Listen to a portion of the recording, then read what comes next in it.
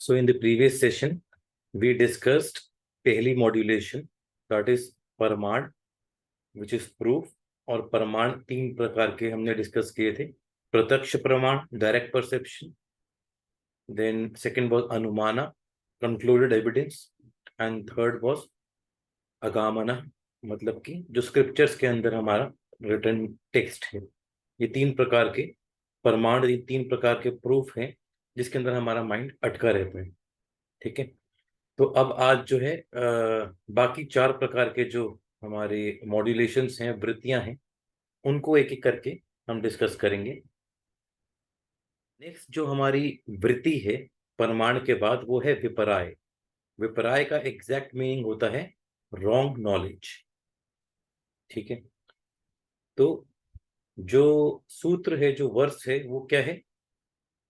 मिथ्या ज्ञानम अतद रूपा परिस्थितम. मिथ्या मीन्स क्या? Illusionary, wrong, which is not true.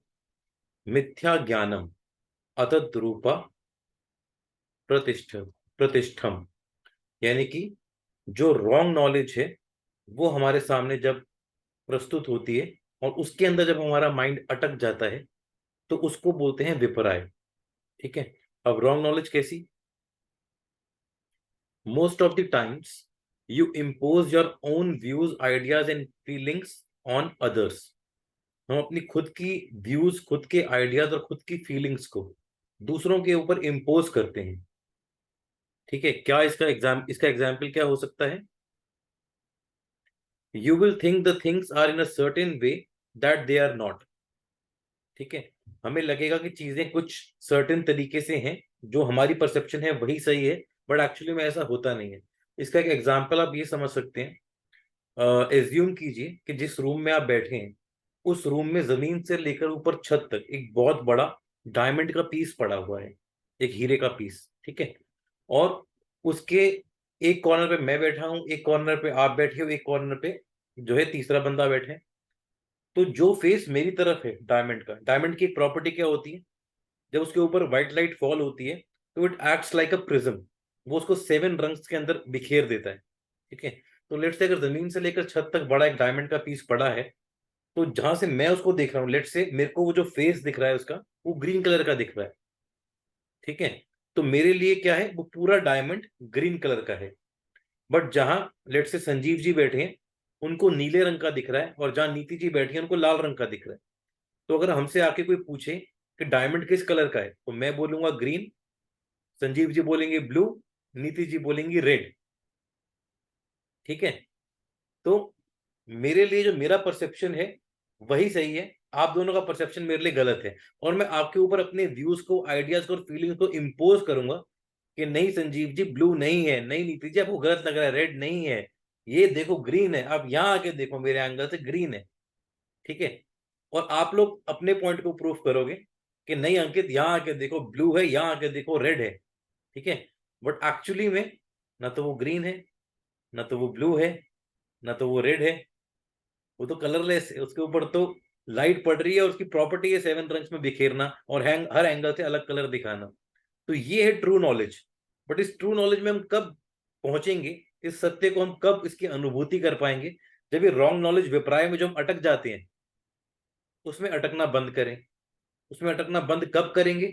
जब पता चलेगा कि चित्त की ऐसी एक वृत्ति है विपराय, रॉन्ग नॉलेज, जिसमें हम अटक जाते हैं और अटकने के बाद अपने परसेप्शंस को, अपनी आइडियाज को, अपनी फीलिंग्स को दूसरों के ऊपर थोपना शुरू कर देते हैं, नोइंगली या अननोइंगली. ठीक है जी. अब नेक्स्ट इसका एग्जाम्पल एक और क्या हो सकता है? Inferiority complex versus arrogance. Let's say किसी इंसान के अंदर इंफीरियोरिटी कॉम्प्लेक्स है. ठीक है. और उसको किसी दूसरे का बिहेवियर जो है ना एरोगेंट लगता है, कि ये बहुत एरोगेंट है, बहुत रूड है, ये हमेशा मेरी बेइज्जती करता है, मुझे नीचा दिखाना चाहता है. बट एक्चुअली में उसको खुद को इंफीरियोरिटी कॉम्प्लेक्स है. ठीक है. ना तो वो इंसान रूड है, ना वो एरोगेंट है, ना वो उसको नीचा दिखाना चाहता है. बट क्योंकि इसके अंदर खुद के अंदर इंफीरियोरिटी कॉम्प्लेक्स है, खुद को उसको अपने से खुद को ज्यादा नीचा समझता है, सामने वाले को बहुत बेहतर समझता है, तो उसके हर बिहेवियर को वो एज अ रूड और एरोगेंट बिहेवियर देखेगा कि ये मुझे नीचे दिखाना चाहता है. ये भी एक तरीके का विपराय और रॉन्ग नॉलेज है, जो कि मोस्ट ऑफ रिलेशनशिप इश्यूज के अंदर कारण यही होता है कि या तो हम खुद इस रॉन्ग नॉलेज के अंदर विपराय में फंस जाते हैं या कोई दूसरा उस विपराय में फंसा हुआ होता है। और आपने देखा होगा कभी कभी अचानक से ही हमारा कोई दोस्त, कोई रिलेटिव, कोई रिश्तेदार, कोई फैमिली मेंबर हमसे उखड़ा उखड़ा बिहेव करना शुरू कर देता है, हमसे जो डिस्टेंस मेंटेन कर लेता है, हमसे चिड़चिड़ा सा स्वभाव करता है। और फिर जब हम उनसे बात करते हैं जाके कि भाई क्या हुआ, ऐसा क्यों बिहेव कर रहे हो, तो उस उन्होंने हमारे किसी एक एक्शन को, बिहेवियर को या वर्ड्स को जो है गलत इंटरप्रिटेट करके अपने एंगल से उस डायमंड के कलर को देख के एक धारणा बना ली और हमारे से जो है डिस्टेंस क्रिएट करना शुरू कर दिया। ठीक है, तो कभी कभार दूसरे इस अभिप्राय में अटक जाते हैं, कभी कभी हम खुद भी अटक जाते हैं। Right, okay. नेक्स्ट है proof is of no importance once विपराय डोमिनेट्स। क्योंकि प्रूफ फर्स्ट मॉड्यूलेशन थी, विपराय दूसरी मॉड्यूलेशन है। एक बार कोई विपराय में अटक जाए तो वहां प्रूफ जो है ना उसकी कुछ नहीं चलती। इसके लिए मैं आपको एक पैराग्राफ पढ़ के सुनाता हूं, गुरुदेव ने बुक में क्या लिखा है। Suddenly people may feel that they are not being loved. Suddenly लोगों को एकदम से ऐसा लगता है कि मुझे तो कोई प्यार ही नहीं करता। जनरली जो लोग डिप्रेस्ड है ना, तो मैंने आपको अगर बहुत शुरू में बोला था कि पतंजलि उस तरह के इंसाइट्स को जो है मॉडर्न साइकोलॉजी यूज कर रही है डिप्रेस क्लाइंट्स को, एंशियस क्लाइंट्स को ट्रीट करने के लिए, क्योंकि ये माइंड के लिए बहुत ही ज्यादा जो है ना एक परिपक्व जो है वो है स्क्रिप्चर है। तो suddenly people may feel that they are not being loved, ये एक प्रोमिनेंट डिप्रेशन के 8-9 सिम्टम्स है, जिसमें से ये पहला सिम्टम है कि मुझे कोई पसंद नहीं करता, मुझसे कोई प्यार नहीं करता। ठीक है, many parents have this problem with their children. Generally जब ये टीन एज में बच्चे आते हैं तो ये प्रॉब्लम एकदम से बहुत ज्यादा हो जाती है। They get so perplexed, they do not know what to do and how to prove their love to their children. अगर बच्चों को एक बार लग गया कि मेरे से कोई प्यार नहीं करता है, मेरे बाप मुझसे प्यार नहीं करते, अगर वो रॉन्ग नॉलेज में अटक गए हैं, अगर वो विपराय में अटक गए हैं, तो पेरेंट्स को समझ नहीं आता कि हम किस तरीके से इनको समझाएं कि भाई हम तुमसे बहुत प्यार करते हैं। Proof is of no importance once विपराय डोमिनेट्स, गुरुदेव कहते हैं एक बार कोई रॉन्ग नॉलेज में अटक गया तो बहुत मुश्किल है उसको प्रूफ दे के समझा पाना कि भाई this is not the thing, this is not it is. ठीक है, द परमाणा does not survive and logic fails because the mind is now more active on the second modulation, the second vritti, that is viparai. Only incorrect information sticks on when you are in the विपराय mode. ठीक है, तो एक बार आप विपराय में अटक गए तो किसी प्रकार का प्रूफ, किसी प्रकार की चीज जो है काम नहीं आती है। तो पेरेंट चाइल्ड के रिलेशन का एग्जांपल हमने ऑलरेडी डिस्कस कर लिया। तो अब सीबीटी एक कॉग्निटिव बिहेवियर थेरेपी जो है, आपने साइकोलॉजी में सुना होगा कि बहुत अच्छी एक थेरेपी माना जाता है इसको बहुत सारे साइकोलॉजिकल क्लाइंट्स को ट्रीट करने के लिए, चाहे वो डिप्रेशन हो, चाहे वो एंजाइटी हो, फियर्स हो, फोबियाज हो, रिलेशनशिप इश्यूज हो। बहुत सारी चीजों में कॉग्निटिव बिहेवियर थेरेपी यूज करते हैं। और उस कॉग्निटिव बिहेवियर थेरेपी के अंदर एक ABCDE मॉडल होता है। ठीक है, तो मैं आपको बताता हूँ ABCDE मॉडल क्या है। ए स्टैंड्स फॉर जो है आपका एक्टिवेटिंग एजेंट, एक तरीके से आप लगा लो। ठीक है, B stands for the belief and C stands for the consequences. तो अभी मैं आपको ए, बी और सी इन तीन का मतलब बताता हूं। तो ए क्या है, फॉर एग्जाम्पल मैं रोड पे जा रहा हूं और मुझे मेरा एक दोस्त दिखा और मेरे पास से निकल गया, मुझे बिना हाय बोले, बिना कुछ बोले, और मैंने को हाय भी बोला, उसने मेरे को जवाब ही नहीं दिया और वो निकल गया। ठीक है, अब मैं इसमें आपको एग्जांपल दे रहा हूँ विपराय का। लेट से मेरे अंदर इंफीरियोरिटी कॉम्प्लेक्स है और जो मेरे पास से निकला है उसको मैं बहुत सुपीरियर मानता हूँ, अपने से बहुत ऊपर मानता हूँ। ठीक है, और जब वो मेरे पास से निकल गया तो मुझे क्या लगेगा, उसने मुझे जानबूझ के इग्नोर किया है, शायद I am not worthy enough to be a friend. उसको शायद समाज में मेरे से जो है हाई करते हुए, मेरे से पास खड़े होते हुए शर्म आती है। ठीक है, मैं तो कॉलेज ही जाना बंद कर दूंगा, मैं तो दोस्ती के लायक ही नहीं हूँ, मैं तो पढ़ाई भी छोड़ दूंगा, मुझे तो कमरे से भी बाहर नहीं निकलना चाहिए, मेरी तो लाइफ ही वर्थलेस है, आई शुड कमिट सुसाइड। ठीक है, तो दिस इज हाउ विपराय can lead to depression and eventually suicide attempt. ठीक है, अब ABCDE मॉडल क्या करता है, अभी ए, बी और सी तो मैंने बता दिया कि ए था उसने मुझे अवॉइड किया, एक्टिवेटिंग एजेंट। बी मेरी बिलीफ सिस्टम। और सी क्या है, कॉन्सिक्वेंसेस के मैंने अवॉइड ही कर दिया, कॉलेज जाना ही बंद कर दिया सिर्फ इस इंसिडेंट की वजह से। अब डी क्या है, D stands for distribute and E stands for exchange. Exchange किसका? बिलीफ का। तो डी लेवल में डिस्ट्रीब्यूट में हम क्या बोलते हैं, हम उस बिलीफ को चैलेंज करते हैं, हम उसके और ऑप्शंस देखते हैं कि जब आप वहां खड़े हुए थे, ऐसा भी तो हो सकता है उसने आपकी तरफ ध्यान ही ना दिया हो, आपने जब बोला, क्या आपने ध्यान दिया, क्या पता उसने कान में ईयर पीस लगा रखा हो, उस तक आपकी आवाज ही ना पहुंची हो। ठीक है, तो this is how a psychologist और काउंसलर चैलेंजेस द बिलीव्स और ऑल्टरनेटिव ऑप्शंस उनके सामने रखता है, क्लाइंट के सामने, और फिर एक्सचेंज करता है उनकी बिलीफ सिस्टम को, सो दैट कॉन्सिक्वेंसेस चेंज होते हैं उसके। ठीक है, तो this is how ABCD model works. इसको मैंने डिस्कस यहाँ पे क्यों किया है, कॉग्निटिव बिहेवियर थेरेपी को और एबीसीडी मॉडल को, because it is dependent on विपराय। तो जो भी हम विपराय हमने डिस्कस किया है, यही जो है डिप्रेशन का कारण बनता है, और एबीसीडी मॉडल या कॉग्निटिव बिहेवियर थेरेपी इस विपराय को ही जो है ना ठीक करने की कोशिश करती है। तो यस, अब आप क्वेश्चन पूछे नीति जी, क्या क्वेश्चन था आपका? बी का नहीं समझा, मुझे स्पेलिंग भी बताएंगे please. B is belief, B D. D distribute, this this this DISTIPUTE, distribute.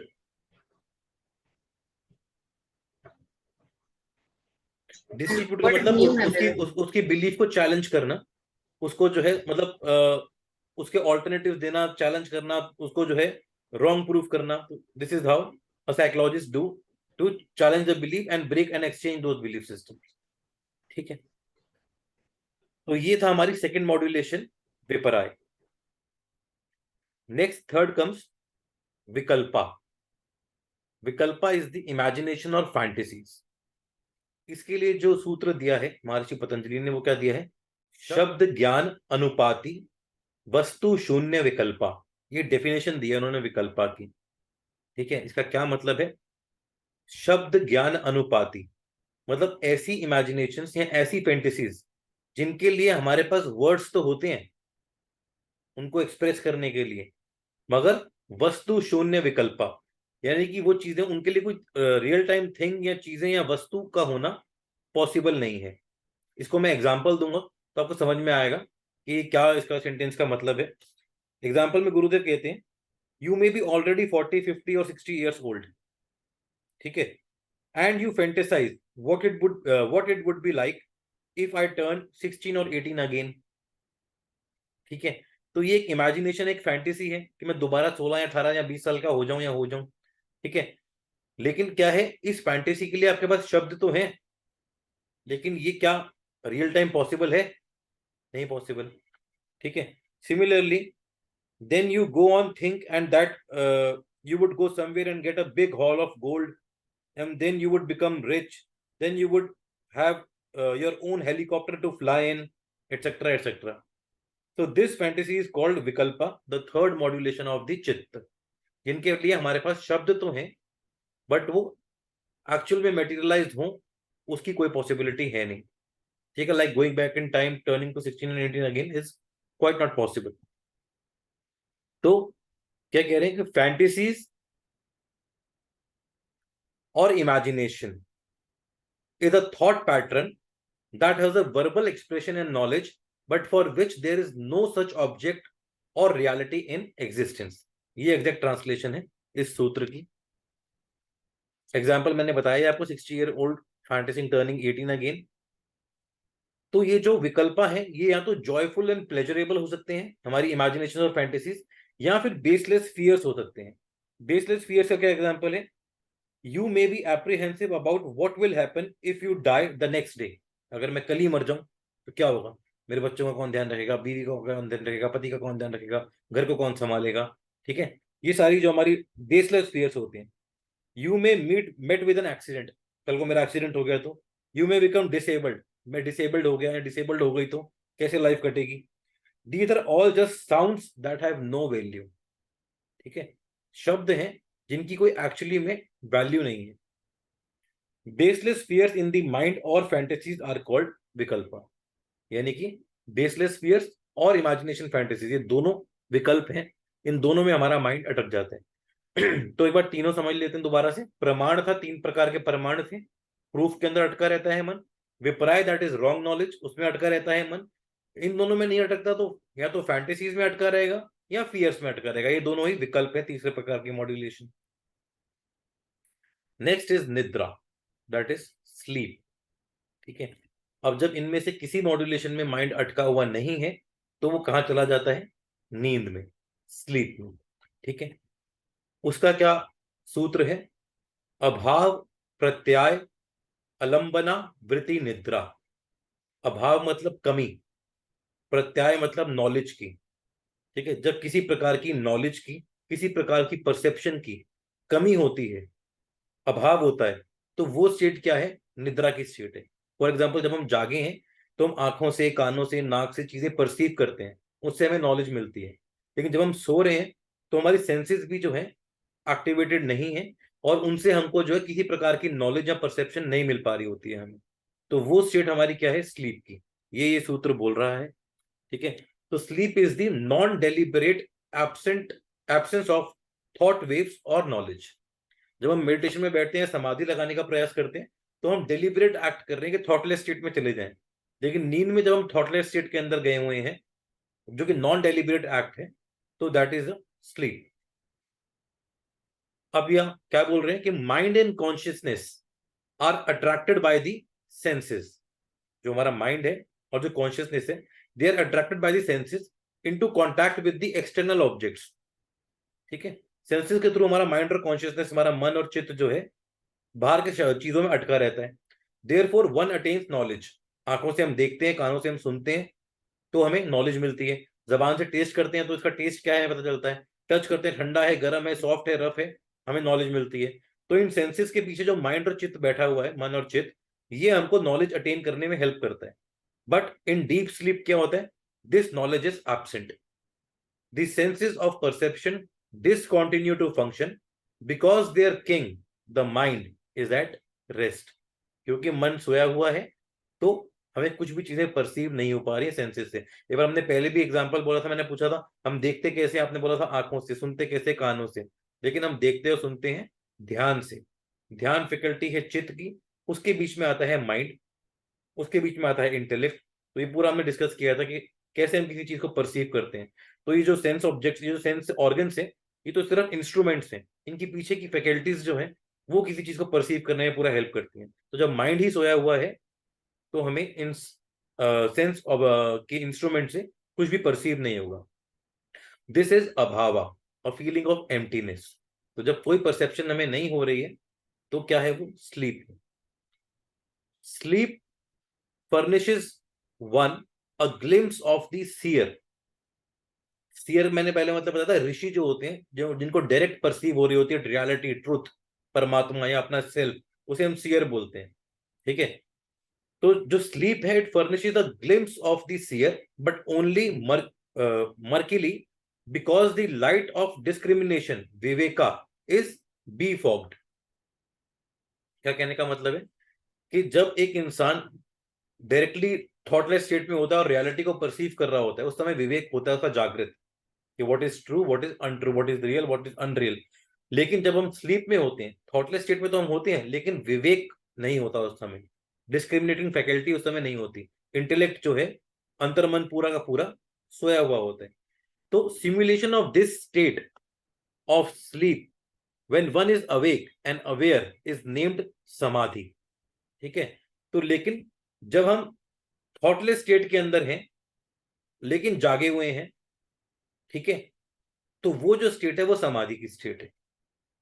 तो स्लीप और समाधि काफी हद तक सिमिलर है, बस एक फर्क ये है कि स्लीप के अंदर ये नॉन डेलिबरेट एक्शन है, हमारी परसेप्शन, इंटेलेक्ट, सब कुछ सोया हुआ, माइंड सोया हुआ है। लेकिन जब माइंड, इंटेलेक्ट, सारी फैकल्टीज जागी हुई हैं, बट तब भी हम थॉटलेस स्टेट में हैं, तो दैट इज समाधि। This is the difference. ठीक है, next fifth comes the Smriti, that is memory. इसके लिए क्या सूत्र बोला है? अनुभूता विषया असंप्रमोशा स्मृति। क्या मतलब है? Memory is when the perceived subjects do not slip away. अनुभूता मतलब क्या? किसी चीज का अनुभव करना। तो अनुभूता विषया असंप्रमोशा स्मृति। जब हम किसी चीज की अनुभूति करते हैं, किसी विषय की, विषय का मतलब क्या है यहाँ पे? किसी भी ऑब्जेक्ट को हम परसीव कर रहे हैं, और उसकी अनुभूति जो है, जब स्लिप अवे नहीं होती, जब गायब नहीं होती तो वो क्या है, स्मृति है। फॉर एग्जाम्पल, हमने जबान से टेस्ट किया और वो गर्म था एकदम से, ठीक है, तो अब हमको पता है नेक्स्ट टाइम जब हम पियेंगे और वो चीज गर्म लगेगी, तो हमने पहले भी परसीव कर रखी है, वो अनुभूति एक मेमोरी बन के हमारी सेव हो चुकी है, ठीक है। तो कोई भी अनुभूति, कोई भी एक्सपीरियंस हम कर रहे हैं और उसका जो इंप्रेशन है वो अगर मेमोरी पे पहुंच जाए और वो स्लिप अवे ना हो, तो उसे हम बोलते हैं स्मृति, उसे हम बोलते हैं मेमोरी, उस इंप्रेशन को, ठीक है। और ये मेमोरी कब बननी स्टार्ट होती है, ये बननी स्टार्ट होती है 1.5 से 2 साल का जब बच्चा होता है तब।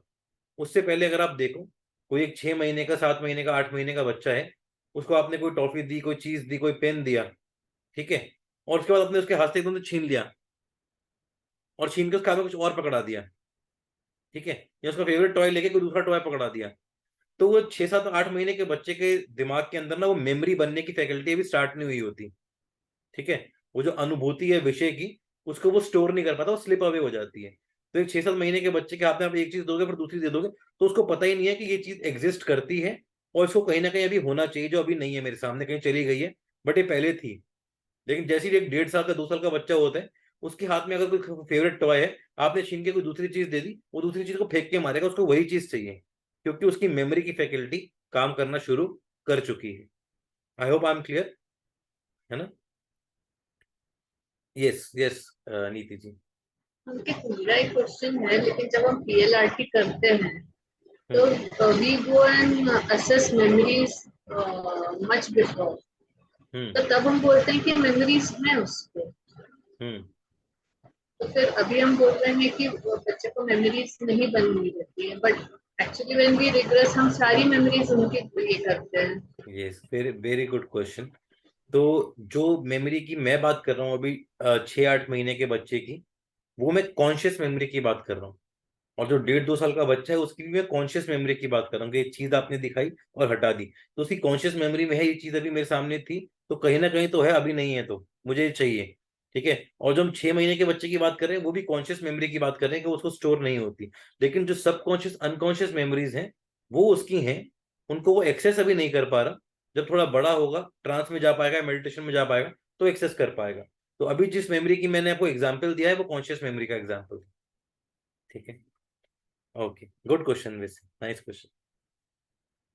तो अनुभूता विषया असंप्रमोशः स्मृति, ठीक है, जहां पे अनुभूति विषय की स्लिप नहीं होती, स्टोर हो जाती है, उसको हम बोलते हैं स्मृति, यानी कि memory. Memory can be caused by the previous three.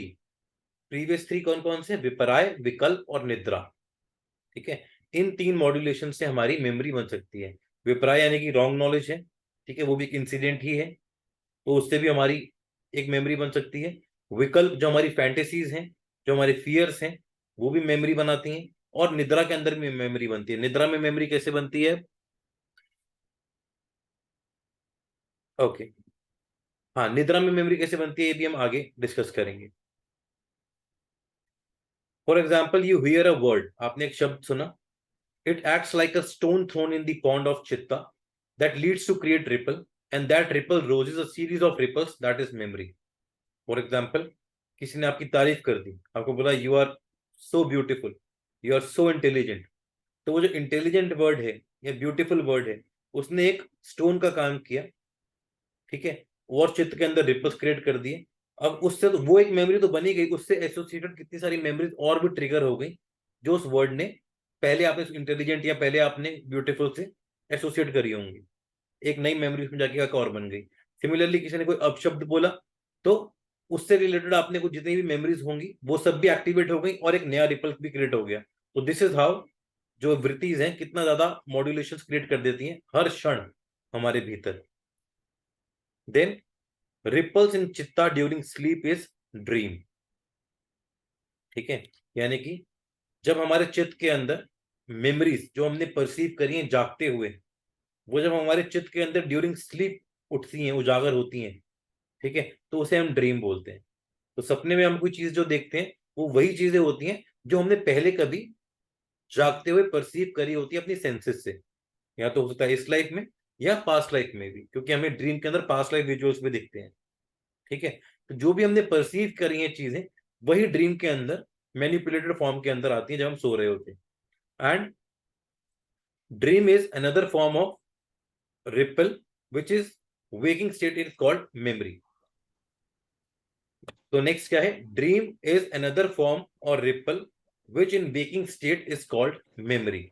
यानी कि हमने एक सपना देखा, सपना देखने के बाद जब हम उठे तो अब हमें वो सपना याद है कि वो क्या सपना है, क्योंकि अब वो पिछली किसी परसेप्शंस का डिस्टॉर्टेड फॉर्म था, लेकिन वो एक नई तरीके की चीज बन के आई है हमें, जो हमने परसीव करी है सोते हुए। तो जब हम अब जागे हैं तो वो ड्रीम हमारे लिए क्या है, अब मेमोरी है। ठीक है, तो मेमोरीज जो है वो ड्रीम क्रिएट करती हैं, ड्रीम जो है वो एक नई मेमोरी बनाती है। तो दिस इज हाउ हमारे चित्त के अंदर ये सारी की सारी मॉड्यूलेशंस, कितना सारा chaos जो है करके रखती हैं एट एवरी मोमेंट, है ना। ओके, तो अब गुरुदेव ने ये सारी 5 मॉड्यूलेशन बताने के बाद क्या लिखा है कि check for yourself now. ये अब टेस्ट है हम सबके लिए।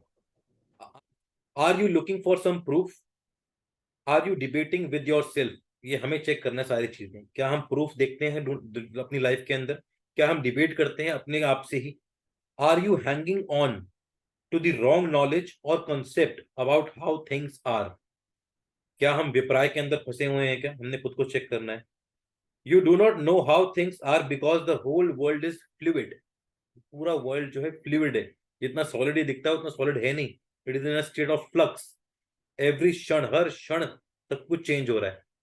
ठीक है, अगर मैं बोलूं कि हर क्षण हम मर रहे हैं तो ये गलत नहीं होगा, हर क्षण हम बूढ़े हो रहे हैं तो ये गलत नहीं होगा। ठीक है, क्योंकि अगर आप अपनी 5 महीने पुरानी, 5 साल पुरानी, 15 साल पुरानी फोटोज उठाओ तो आपको रियलाइज होगा कि हाँ मैं बूढ़ा हो गया हूँ या बूढ़ी हो रही हूँ।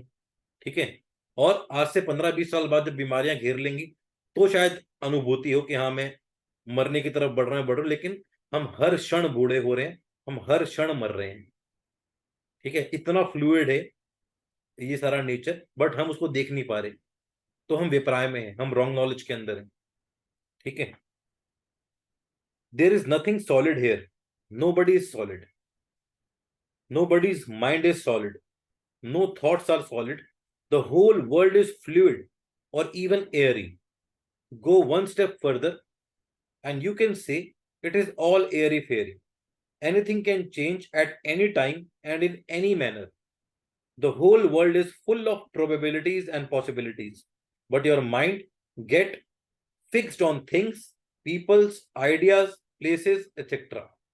It categorizes them into definite items and quantities. This is how it is. Set ideas. यानी कि ये अच्छा है, ये बुरा है। ठीक है, ये नाइस है, ये बैड है, ये राइट है, ये रॉन्ग है। तो फिक्स डेफिनेट कॉलम्स के अंदर हम चीजों को कैटेगराइज कर देते हैं। ठीक है, जबकि सब चीजें फ्लूइड है, ना कोई इंसान बिल्कुल अच्छा है, ना कोई इंसान बिल्कुल बुरा है। ठीक है, हर एक में अच्छाइयां भी हैं, बुराइयां भी हैं, वाइसेस भी हैं, वर्च्यूज भी हैं, दैविक गुण भी हैं, और डेमोनिक उसके अंदर वाइसेस भी हैं। सो this is how it is. Set ideas using the proof of the wrong information or the vikalpa, fantasizing and dwelling in the past experiences. The 4 modulations of the mind plus the sleep, the 5th modulation, are the 5 different vrittis of the mind. ये 5 different 5 वृत्तियां हैं जो कि इतना turmoil create करके रखती हैं हमारे अंदर हर क्षण, एवरी सेकेंड। ठीक है, और जब भी सब शांत होंगी तब हम अपनी वो दृष्टा स्वरूप, वो था ना, तदा दृष्टा स्वरूप अवस्था नाम, तब हम अपनी जो है खुद की रियल सेल्फ के दर्शन कर पाएंगे। तो अब इन मॉड्यूलेशंस का सॉल्यूशन क्या है, ये तो हुई प्रॉब्लम्स। ठीक है, तो then what is the solution. तो सॉल्यूशन में महर्षि पतंजलि जो है क्या है, बेसिकली हमें माइंड के ऊपर रिस्ट्रेन करना है, कंट्रोल करना है ना। तो यही दिक्कत जो है अर्जुन के साथ थी, जब वो भागवत गीता का ज्ञान श्री कृष्ण उन्हें दे रहे थे, तो अर्जुन ने बोला कि माधव एक क्षण के लिए मैं इस वायु के वेग को रोक सकता हूँ। जबकि वायु के वेग को रोकना कितना मुश्किल है, वायु का वेग जब पानी में आता है तो साइक्लोन सुनामीज लेके आता है। ठीक है, और जब वो वैसे आता है हवा का तूफान लेके, तो कितनी कितनी बिल्डिंगे, शहर के शहर, गांव के गांव, जंगल के जंगल उजाड़ देता है। ठीक है, सो पावरफुल जो है वायु का वेग होता है। बट अर्जुन क्या बोल रहा है, ही सच अ माइटी वॉरियर कि एक क्षण के लिए अगर मैं चाहूं तो वायु के वेग को रोक सकता हूं, मगर ये मन इतना चंचल है, इसको मैं कंट्रोल नहीं कर सकता। तो इसको कंट्रोल कैसे किया जाए? तो क्योंकि वो भागवत गीता कन्वर्सेशन थी, तो वहां श्री कृष्ण ने जो आंसर दिया, यहाँ महर्षि पतंजलि ने भी चित्त वृत्ति निरोधा कैसे किया जाए, उसके सॉल्यूशन में क्या बोला, सेम आंसर है जो श्री कृष्ण ने बोला था, वही जो है महर्षि पतंजलि ने बोला है। अभ्यास वैराग्याभ्यम तन निरोधा, मतलब अभ्यास और वैराग्य से इन वृत्तियों का निरोध किया जा सकता है, इनको रिस्ट्रेन किया जा सकता है। एंड अभ्यास मीन्स प्रैक्टिस, एंड वैराग्य मीन्स रेनेंसिएशन या नॉन अटैचमेंट। तो प्रैक्टिस क्या होता है और रेनेंसिएशन क्या होती है, अभ्यास क्या होता है और वैराग्य क्या होता है, ये हम डिस्कस करेंगे नेक्स्ट वीडियो के अंदर।